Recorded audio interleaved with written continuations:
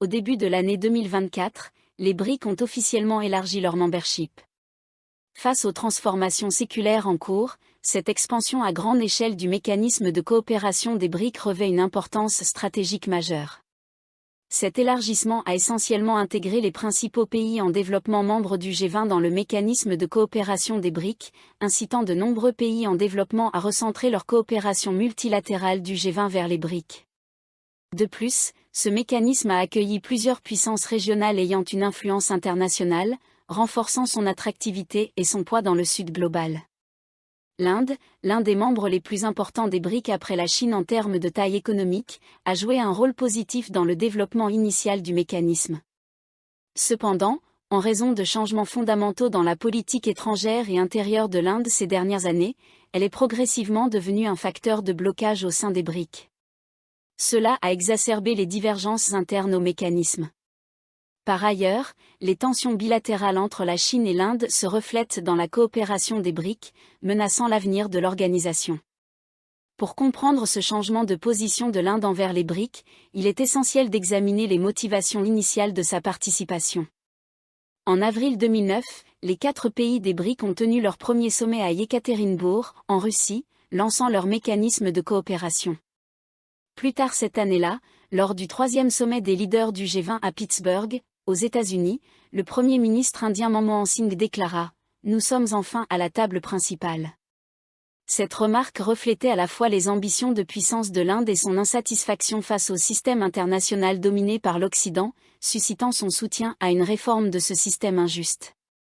À cette époque, un fort sentiment anti-occidental prévalait en Inde. La signature d'un accord sur l'énergie nucléaire civile avec les États-Unis en 2008 avait provoqué de vifs débats politiques, l'opposition de partis comme le Parti communiste indien et des turbulences internes. Par ailleurs, les politiques d'assouplissement quantitatif des États-Unis avaient généré des instabilités financières dans les pays en développement comme l'Inde.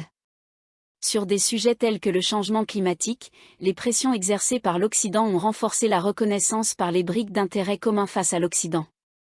Les BRIC ont également permis à l'Inde d'être reconnue comme une puissance régionale influente et l'unique hégémon en Asie du Sud, excluant le Pakistan de l'équation traditionnelle liant ces deux pays dans les politiques des grandes puissances.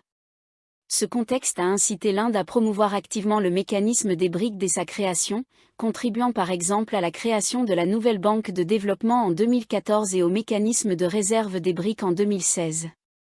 Cependant, depuis l'arrivée au pouvoir du Bharatiya Janata Party, BJP, dirigé par Narendra Modi en 2014, un virage idéologique pro-occidental a émergé en Inde.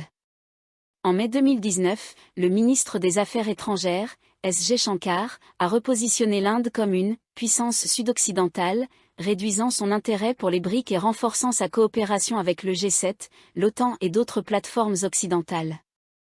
La détérioration des relations sino-indiennes, exacerbée par le conflit de Galwan en 2020, a encore compliqué la dynamique des BRIC, l'Inde adoptant une posture compétitive voire antagoniste envers la Chine dans ce cadre.